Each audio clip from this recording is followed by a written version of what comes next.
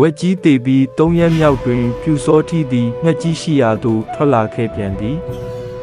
လမ်းတွင်မိမပြူ9ယောက်နှင့်ငှက်စာပိုးရန်လာသောငှက်စာစောမကောနှင့်တွေ့ရာပြူစောထီကငှက်စာမပိုးနှင့်ငှက်ကြီးကိုငါတက်မည်ဟုဆိုကာမိမပြူတို့၏အသက်ကိုကယ်ဆယ်လိုက်လေသည်ထိုငှက်ကြီးသည်လက်ပံပင်ကြီး3ပင်၏အလဲပင်တွင်နား၍ဘေးနှစ်ပင်တွင်အတောင်တင်လျက်ရှိနေ၏မင်းသားကိုမြင်သောအစာမစားရသဖြင့်ပြင်းစွာအမျက်ထွက်ကာအစွမ်းပြ၍ပေါက်လေတော့သည်မင်းသားလည်းကြောက်လန့်ခြင်းမရှိဘဲလေးကိုထောက်ကာနောက်သို့အတောင်80မြစုပ်ခုံလိုက်ရာထိုနေရာသည်နောင်တွင်ရေတွင်းဖြစ်လာခဲ့သည်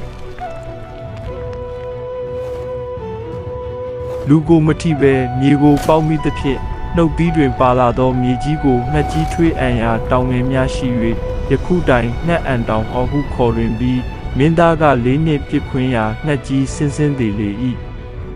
ပြူစောထီးသည်ငှက်တောင်တစ်ချောင်းကိုနှုတ်၍မိမပြူ9ယောက်အားမင်းကြီးထံဆက်သားစေတော်လဲ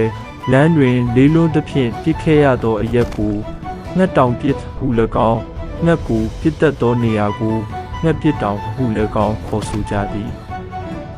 13နှစ်တိုင်တိုင်နှောက်ယှက်ခဲ့သောရန်သူတို့ရှင်းလင်းသွားပြီဖြစ်ကြောင်းကြားသိရသဖြင့်ပကံပြည့်ရှင်မင်းကြီးသည်အလွန်ဝမ်းမြောက်ကသမီးတော်ဆန္ဒဒေဝီနှင့်လက်ထပ်ထိမ်းများပေး၍အိမ်ရှိမင်းရာထူးဖြင့်ချီးမြှောက်တော်မူသည်။နောင်တွင်ပြူစောထီနန်းတက်၍ရွာ